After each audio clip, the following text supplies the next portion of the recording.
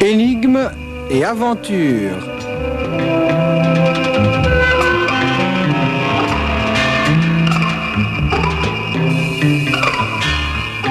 Dans la mise en onde de Roland Jay, Coïncidence de Jacques Herman.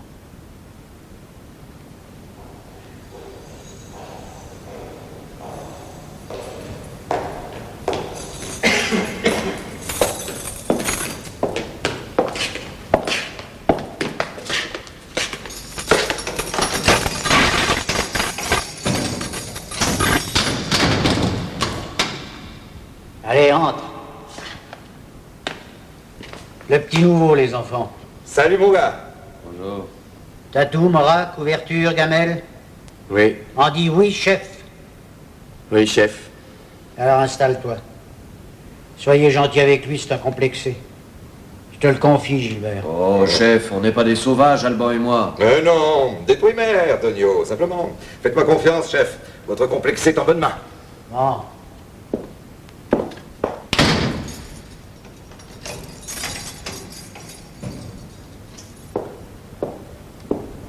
Tiens, choisis ta couchette, mon gars.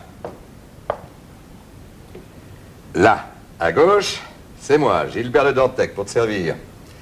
Au-dessus, Alban Machawan, le gros que tu vois ici. Ben, dis bonjour, monsieur Alban. Ah, bah. Aucune éducation ne te frappe pas. Si on passe 20 ans ensemble, comme prévu, j'arriverai à en faire quelque chose. À droite, en bas, la couchette de Tonio Œil de Velours, pour les dames, et Antonio Valdés, pour l'état civil. Le beau ténébreux, là. Salut, fiston. Reste donc le lit au-dessus de Tonio. Par conséquent, le tien. Pose tout ça sur le paddock. Tu t'appelles comment? Édouard Morat, monsieur. Édouard Morat, monsieur. Non, dis. Allez, décontracte-toi, Édouard. T'es pas dans le salon des couvents des oiseaux. Va pas nous les casser avec des cérémonies, des fois. Voilà, un garçon bien élevé. Moi, j'aimerais bien que ce petit me parle à la troisième personne. Ah, ça me botterait. Oh, hé, tu vas pas chialer? Fini de déconner, oui. Fais pas attention, Édouard. Ils sont cons, mais pas méchants. Vous voyez pas que vous le bloquez? Écoutez, dis, fais un effort. Faudra te faire à nous. On est peut-être ensemble pour un bout de temps, et note qu'on est ce qui se fait de mieux dans cette prison. On veut pas d'ennui, alors on n'en fait personne. Les gardiens sont relax avec nous. Tu verras, t'es bien tombé. Allez, là, tu t'assois près de nous. Allez, bien. Bien. On va faire connaissance. Parlez. T'es là pourquoi, Eddie? Bon. Mauvaise méthode. Mais note que t'es pas obligé, hein. Si t'es en tôle, la raison regarde que toi. Et si tu veux rien dire, tu dis rien. Alban, Antonio et moi, on respecte. On remarque aussi que si on veut vraiment savoir, il nous suffira de demander au maton. Tu vois? Mais ce que j'en dis, c'est pour toi. Tu sais, bien souvent, ça aide de se raconter, ça soulage. Et c'est entre nous. On cherche pas à savoir par malignité. Pas un de nous trois te dira « Oh, c'est vilain !» Pas un, mais on voudrait quand même pas partager la cellule avec un petit minable. Si t'es là, c'est que t'es condamné pour quelque chose qui vaut vraiment la peine. Hein? Eddie? Allez, vas-y, Eddie. Ah, je parie que t'as volé des bonbons? Ou tiré la langue à un agent, hein? Mais Tonio, tu l'emmerdes et tu le coinces encore plus. Oh. Ah, tiens, on va procéder autrement. On va te raconter nous. Qu'est-ce que t'en penses? Si, tu vas voir. Parce qu'il faut te dire que si on est là tous les trois, c'est pour des crimes différents, mais dans la même affaire. Allez, dis, prends un de ces excellents biscuits.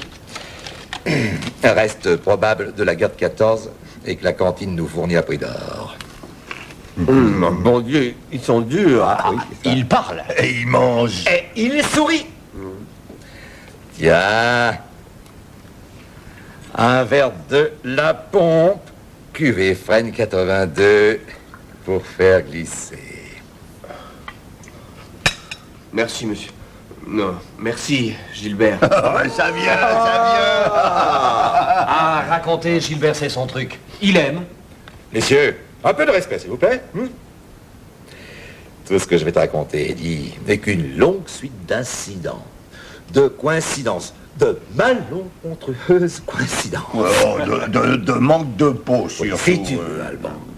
De conneries de la part de Tonio, faut le dire aussi quand même. parce que- Oh là, faut rien exagérer, hein. C'est vrai que ce jour-là, tous les trois, on a atteint des sommets. La fatalité. La sorcière aux dents vertes. Fatalitas, comme dit notre regretté camarade, chéri Bibi. Ouais, t'as raison, Tonio. On a commencé à rigoler chez le juge d'instruction. Oh, sa tronche à ce jeune homme. Dépassé. Il pouvait pas admettre que j'avais rien à voir avec l'affaire de Gilbert. Gilbert, rien à voir avec mes embrouilles. Aucun de nous deux avec les emmerdes de ce pauvre Alban. Et Alban, alors là, pas dans le coup, mais pas du tout. Mais alors, Alban, vous... En fait, tu es en prison pour rien? Innocent? Moralement, ouais. Moralement, nous sommes tous innocents. Mais faut pas pousser, mes amis. Au fait, tu lis pas les journaux, Édouard? Rarement. Les affaires Le Dantec, Machavoine et Valdez ont pourtant eu les honneurs de la presse. Il y a 3 ans. En août. Putain de mois d'août. Non, je suis parti en août, il y a 3 ans. Pour le Canada. D'où j'ai été extradé. Extradé? Ben, vous entendez? Quelque affaire juteuse, c'est dit. Ah, rebloqué. Bon, je n'insiste jamais. Ça viendra tout seul. Vas-y, Gilbert, allez. Eh bien, voilà. Le séjour du mois d'août, pour ce qui me concerne. Le premier incident fut banal. La panne stupide, en race campagne, sous la pluie et à la nuit tombante. C'était une de ces journées d'été électriques qui te foutent les nerfs à vif, les tifs en paratonnerre et le cerveau baignant dans la panade. Oui, j'avais roulé sans m'arrêter, droit devant, au hasard des routes et de ma fantaisie. J'étais parti furax, après une sèche discussion avec Marcel. Ah, tiens, ça, je ne l'ai pas cité comme incident parce que c'était quotidien. Tri, plusieurs fois par jour. Oh, Marcel. C'est une teigne, une harpie, une garce, si tu vois. Oh, mais j'adorais Marcel. Ah, Marcel. Et alors? Et alors? Prends des biscuits et dis... Allons. Merci. Marcel était jalouse comme une tigresse. Ah, bah tiens, c'était une des expressions qui la faisait râler, ça. Tu as pris où qu'une tigresse était jalouse? Toujours des expressions toutes faites? Alors moi, je forçais. Rien que pour l'emmerder. Le fond de l'air est frais. Ce que c'est que de nous. La jeunesse est pourrie. Faudrait une bonne guerre. Non mais je disais tout ça, hein. J'en arrivais même à dire de mon temps. Vrai. Non mais on a tous nos petites manies. Moi, par Toi, exemple... tu parleras à ton tour. Chronologiquement, c'est moi qui démarre, c'est pas? Oh, chrono. Ah ouais. Donc, ce jour-là, la môme Marcel avait attigé. Elle m'avait même lancé de la vaisselle à travers la figure. J'ai foutu le camp. Hein? Bon, ben, après avoir cogné, la colère, ça vous aveugle, hein. Ça vous tape dans le crâne. Et quand on redevient un peu soi-même, on s'aperçoit qu'on a roulé comme une andouille pendant des kilomètres, qu'on est complètement paumé et qu'il n'y a plus de jus dans la lampe. Tragique. Tu vois, Eddie? Tragique. Pas encore, non. Mais ça vient. Donc, je tombe en rade. Je ziote autour de moi et ça me fout le bourdon. Ah, j'étais gâté, mes frères. Le désert. J'exagère un peu. J'avais réussi à mener ma tire à la sortie d'un bois plein d'arbres et de taillis, et je me trouvais devant une vaste et borne plaine. Me demandais même si j'étais pas à Waterloo. Waterloo. Pourquoi Waterloo? Ben, je t'expliquerai plus tard, Alban. Tais-toi. Ouais. Le ciel devenait de plus en plus noir, avec des coups de tonnerre à tout va, et la nuit qui vient. Et ça se déclenche d'un bloc, assaut. La douche, les ganzos. Devant moi, le sentier devient un sillon boueux, balafrant la verdure trempée d'une prairie tout en herbe. Et l'horizon devient une grisaille brumeuse qui tente de dissimuler les forêts cernant mon paysage. Oh, qu'est-ce que tu racontes bien? Je pourrais jamais décrire comme ça. Et pourtant... Toi et moi, Alban, on est des primaires. Des Il quoi a dit. Il Et a dit. alors, j'ai vu une loupiote s'allumer dans le lointain. Je tréfouille du démarreur et paf, tof tof ronron, je réussis à faire les quelques centaines de mètres qui me séparent de la baraque des Labris. De l'ombre et... Bah oui, avec les dernières vapeurs d'essence qui se baladent dans les tuyaux. Et la tire en lame, sous l'eau vent. Oh, dis Gilbert Délabré, tu vas un peu fort. Hein. Délabré, mon bon Alban. Et je pèse mes mots. Oui, ça c'est vrai, Machawan. Quoi? Minable. Ah, Oh. Oui, j'en ai pas vu grand-chose. Bon, et t'as vu les photos dans les journaux? Ouais, La ouais, maison du crime, la triste bâtisse. Ouais, Non, ouais, non. conneries de journaliste, c'est pas un palais, d'accord, mais de l'ombre. Et puis, il y a la façon de prendre les photos. Oh, ça c'est vrai. Moi qui suis plutôt beau gosse, j'avais une vraie gueule d'assassin sur les photos. Ah, ce qu'il faut pas entendre. Les chevilles, ça va, œil de velours. Oh, Alban, ça suffit. Hein. Je les entends, il dit. Mais c'est toujours comme ça. J'en étais où? Tu stoppais ta voiture devant la baraque délabrée? Voilà. Donc, je stoppe. Je constate que je suis arrêté auprès d'un puits. Je regarde au loin, je vois du noir. La pluie et la noche, tu piges. Hein. Je frappe à la porte et je prépare le couplet du malheureux voyageur égaré dans la tourmente. Ça fait boum boum plutôt que toc toc, parce que j'ai cogné du poing et que ça résonne comme si j'avais tapé sur une caisse vide. J'espère un brin et je recogne. Et la porte s'ouvre. J'entre illico dans un corridor. Et comme je suis un grand garçon, bien élevé, je crie « Salut, c'est moi, y a quelqu'un ?» Seul le silence me répond. Je commence à trouver de l'étrangeté à la chose. Ha! Les jetons. Les jetons, t'as pas eu autant les jetons que moi quand j'ai entendu cogner à la porte. Faut dire que... Eh. Ouais, ah oui, excuse la crolo. La S'il te chrono, plaît, là. ouais. Je ziote le couloir. Un lustre roux de charrette éclairant le tout de ces quelques lampes jaunâtres en gouttes d'huile. Une odeur de moisi et de rance, de cire vieillie. Bref, un bon vieux colidor, comme eût dit ma grand-mère. Ah, on s'y croirait. Ah, quel talent, mon vieux Gilbert. Si je t'avais eu comme avocat, je suis sûr que j'aurais pas écopé 20 berges. J'avance en détaillant les environs. J'arrive devant une porte sombre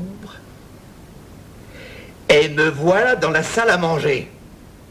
Et c'est là que je commence à paniquer. La table est mise, avec une chaise devant l'unique couvert et qui semble m'attendre. Le château hanté, Dracula, me guette dans l'ombre. Oh, faut pas pousser, hein, Gilbert. Dracula. Eh ben là, moi, j'ai craqué. Je vais pas plus loin. Je pivote, je sens qu'il faut que je me tire. Et je me retrouve dehors, complètement paniqué. Des litres de flotte sur la gueule me rendent un peu de lucidité. Je suis là, comme un cave, un navet. Je vois une sorte de resserre, c'est la grange dont Tonio nous a parlé, et je fonce. Dans cette grange, un tracteur. Je fouille, farfouille, miracle, Eddie. Je trouve un jerrycan plein, vite fait. Je retourne à ma tire, je remplis, je mets le contact, boum, ça tourne. L'euphorie, mon petit Édouard, sauvé. L'air, lucide, net et tout ça, je sens maintenant qu'il faut que j'agisse. J'ouvre le coffre rapidos, je sors le cadavre de Marcel. Le cadavre? Bah oui, quoi. Ah, j'ai oublié de te dire que j'avais buté Marcel et comme je sais pas quoi en faire, j'avais mis au frais dans le coffre. Bref, bon. Alors, je la sors donc et en deux temps, trois mouvements, Marcel est balancé dans le puits. Et je retourne dans la maison. Je regarde partout. Rien. S'il y avait quelqu'un, il s'est tiré. Je suis rassuré. Je reviens à ma tire, je démarre et je file, je me paume, naturellement, et comme je suis crevé, j'arrête en pleine forêt et je fais un somme. Quand je me réveille, le soleil se pointe et il va faire un temps magnifique. Déjà chaud et je suis presque sec. Je repars. Je roule, je retrouve une route et je me pointe sur la place d'un petit village qui s'éveille.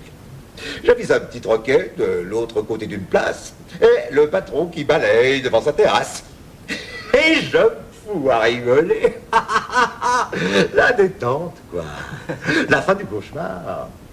J'avance en tapotant la tôle de la voiture et je constate que mon coffre est resté entrouvert. Mais maintenant je m'en fous. Je le soulève pour le claquer un bon coup. Et je reste ahuri, abruti, soufflé, pétrifié. Ah nom de Dieu! Quoi? Quoi, Gilbert? Dans le coffre. Recroquevillé, sa tête ensanglante est tournée vers moi. Me contemplant de ses yeux vides, il y a un cadavre bien sage et bien tranquille. Le cadavre d'une femme que je ne connais pas, que je n'ai jamais vue, je le jure. Tu vois, Heidi? Tu suis? C'est incroyable. C'est pas possible. Je suis effondré, paumé, éteint. Je navigue dans le brouillard, moi. Je franchis la place et je m'effondre sur une chaise de la terrasse. Le balayeur s'approche de moi, il brandit son balai en levant les bras au ciel. Et il se met à gueuler. Moi, je pense que cet homme va me traiter publiquement d'assassin. Mais pas du tout. Il gueule simplement. On vous fauche votre voiture. Tu te rends compte, Edouard? C'est pas vrai. Non, c'est pas vrai. Oui, et c'est vrai. Un Gus vient de bondir dans ma Rosalie et il se tire sur les chapeaux de roue avec le cadavre qui ne m'a pas été présenté. Quand on entend ça, on se demande si c'est vrai. Et pourtant, je suis bien placé pour savoir. Et moi, je suis pas bien placé pour le savoir. Hein? Ah, bah, une connerie, ouais, monumentale. Doucement, doucement tous les deux. S'il y avait un tiercé de la connerie ce jour-là, on était gagnants tous les trois, si vous voulez mon avis. Hein? Mais alors, Gilbert? Alors là, c'est le coup de grâce, tu vois. Je bafouille, je bavote, je bégaye, je me sens partir en brioche. Je voudrais me pincer, voir si je dors pas, cauchemarde pas. C'est pas possible, je vais me réveiller. Mais non, c'est vrai, réel, authentique, je suis là. Le patron balaie, bigophone vite fait aux gendarmes du coin. Et les gus viennent au café, m'épluchent, me détaillent, me vos papiers s'il vous plaît. Il me décortique totalement pendant que mon voleur vole à tire d'aile avec un cadavre pas à moi, dans le coffre de ma voiture à moi. Voilà, il dit. Je laisse à Machawan, Alban, le soin de te narrer ce qui le concerne. Ouais, il me semble que ce serait à moi. Oh non, chronologiquement. Oh, je l'ai dit, chrono. Enfin, oui, c'est à moi, quoi. Oui, tu es à la fin de la chaîne, Tonio, toi. C'est à Alban de parler. Comment veux-tu que ce pauvre Eddie s'y retrouve si on mélange tout? Bon, d'accord. Parle, vas-y, Allemand. Ouais, je raconte pas aussi bien que Gilbert. Lui, il s'écoute parler et il dramatise. Bon, alors, j'y vais. Mais je sais pas par où commencer. Au moment où j'arrive, simplement. Ah oui, c'est le mieux, je crois. Oui. Enfin, voilà. Faut te dire, Édouard, que c'est moi qui habite la maison de la forêt, celle où arrive Gilbert. Non, mais Eddie a compris. Abrège, Alban, abrège. Bon, alors voilà, dans ma piole, avec les bruits de l'orage, j'avais rien entendu. Je veux dire, le bruit de sa tire et tout ça.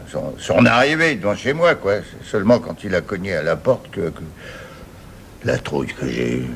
Ben, Dieu.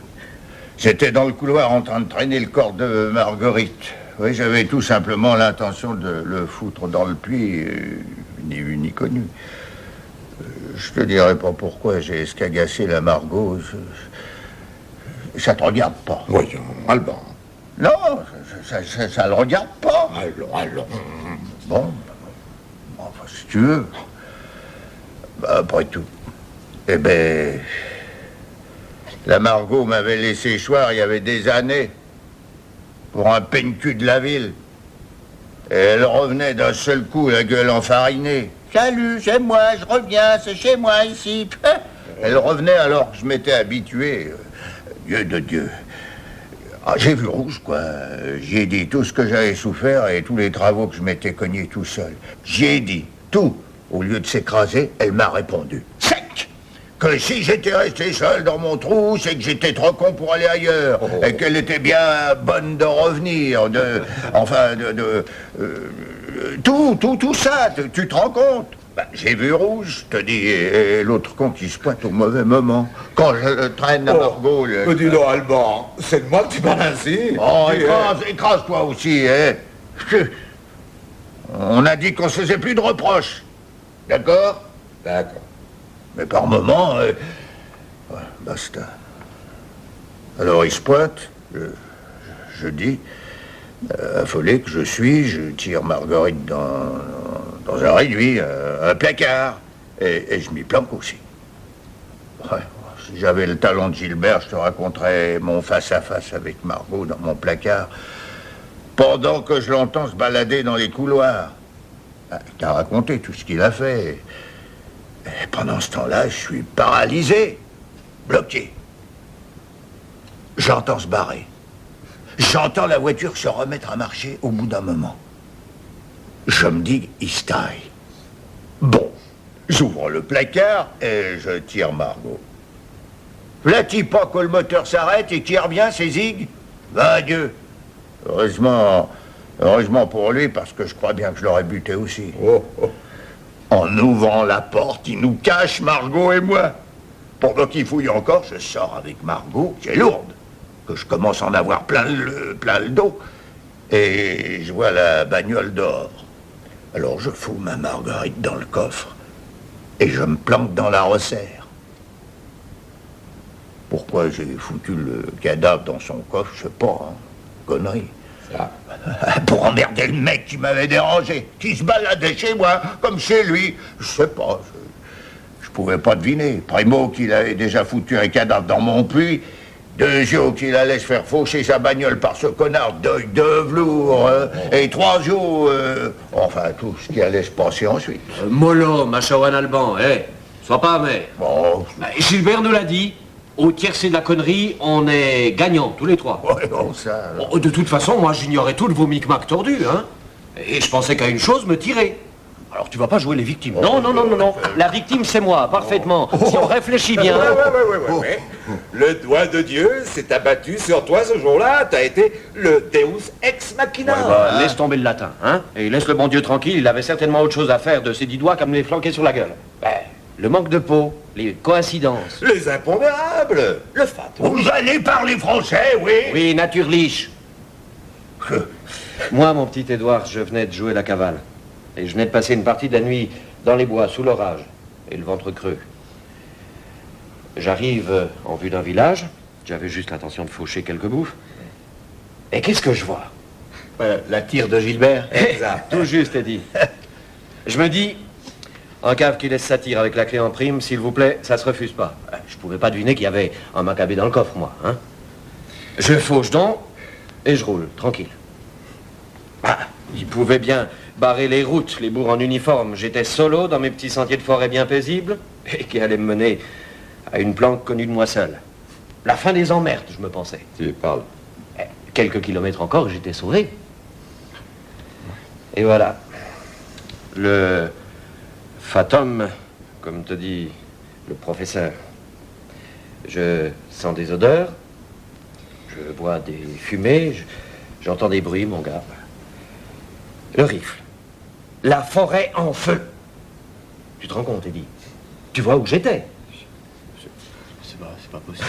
Oui, c'est de la coupe, hein. Il y a de quoi, la forêt en feu, mec.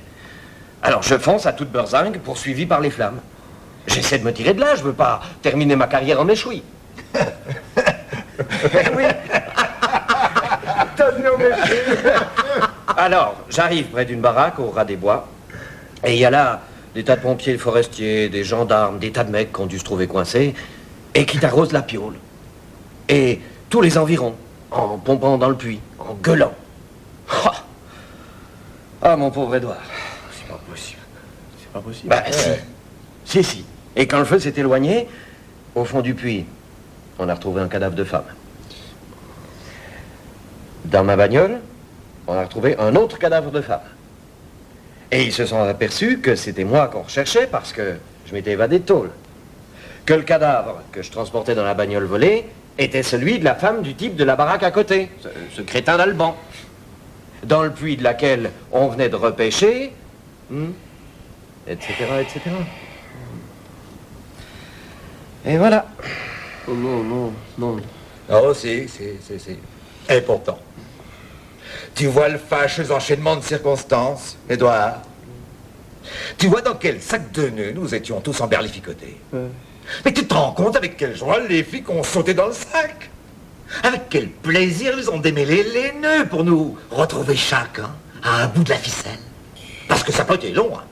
Antonio Valdés, dit œil de velours, il le tenait là, il l'avait sous la main, avec un cadavre presque frais dans le coffre de la bagnole, plus le lourd handicap d'être un évadé de tôle. Moi, il y avait le corps de ma Marcel au fond de ce foutu puits, et ma voiture entre les mains de Tonio. Et le macabé dans ma voiture était Marguerite Machavoine, légitime du maître de la maison, dans le puits de laquelle, etc., etc. Tu te rends compte, Édouard? Bon, cornélien. N'ayons pas peur de moi, c'était cornélien. C'est pas possible. C'est pas possible. Comme tu dis. Oh, je te fais grâce des détails. Les poulets n'ont pas tout éclairci en un jour. Ne croyez pas, eux non plus, à tous ces hasards. Oh non, non. Et ils nous croyaient tous de mèche, là, enfin complices, alors qu'on se connaissait même pas. Oh, cette enquête, bon Dieu, ces interrogatoires. Mais je te dis, la tête du juge, oui, la tête du juge d'instruction, quand j'affirmais que je connaissais pas Marcel Le Dantec, que j'avais jamais vu, que je savais pas pourquoi elle était dans mon puits. Et moi, j'avais beau jurer que je savais pas que je transportais Marguerite Machawan dans ce coffre. Dans le fond, quoi tu as dit? S'il n'y avait pas eu ce foutu incendie de forêt, Ouais. peut-être que tu nous verrais pas réunis tous les trois dans cette cellule. Ouais, non. Non. Hein? Non. Prends encore un biscuit, Eddie. Tu veux un verre d'eau? Non, non, merci. Non? Mais t'es toute pâle. Non, ça va. Non, mais toi... T'as bien vu qu'on est devenu philosophe. Oh, Mais le fait est, c'est une tragédie qu'on vient de te conter. Hein? Bon, le manque de peau, quoi. Mais aussi une injustice, si tu veux mon opinion. Ah ouais. Réfléchis, hein? T'es ouais, d'accord? ouais, ouais. Des tas de pauvres bougres sont morts brûlés dans cette forêt. Ouais. Bah alors, 2 cadavres de poules moins. Ben ouais, c'est vrai ça. 2 petits cadavres parmi une quinzaine. Oh, que veux-tu, Édouard? La justice ne voit pas les choses comme ça. Bah évidemment, Tonio a tué une femme, c'est pour ça qu'il a fait de la tôle. Ah oui. Moi, j'ai tué une femme, Alban a tué une femme. On t'a raconté l'histoire telle qu'elle s'est déroulée. Et, à bien réfléchir, elle semble incroyable. Et pourtant, Ouais, pourtant. je le répète, c'est une tragédie, pas moins.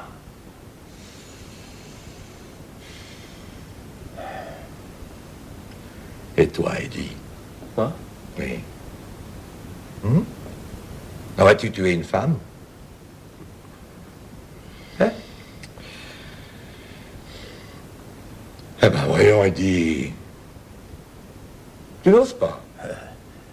Bon, allons, pas de fausse honte entre nous. Vraiment. Allez, Eddie. On va pas croire qu'ils ont collé un petit minable avec nous. Tu dois en avoir gros sur la patate, mon gars, je le sens. Oh, sûr! Si on t'a extradé du Canada, c'est pas pour des bricoles. Allez, parle. Et ça te soulagera. Bah, je sais pas si vous pourrez comprendre. Enfin, me comprendre. Après ce qui vous est arrivé à vous. Mais il faut... Ouais. J'aime ça. J'adore ça. C'est plus fort que moi. J'y peux rien. J'aime voir toutes ces lumières, ces fumées grises et bleues, ces langues de flammes, ces étincelles dorées. Entendre le craquement du bois qui flambe. Oh, j'aime les incendies. Oh, mettre le feu. Et j'aime voir brûler les forêts. Nom de Dieu.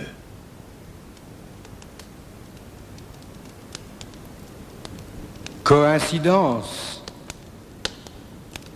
Une énigme de Jacques Herman. Avec Jean-Pierre Morio dans le rôle de Gilbert, Philippe Morand Valdès, Daniel Filion Alban, Nicolas Rinuy Édouard, Bernard Junot le gardien. Prise de son Roland Pergaud, mise en onde Roland Jay, assisté de Marie-Thérèse Firman.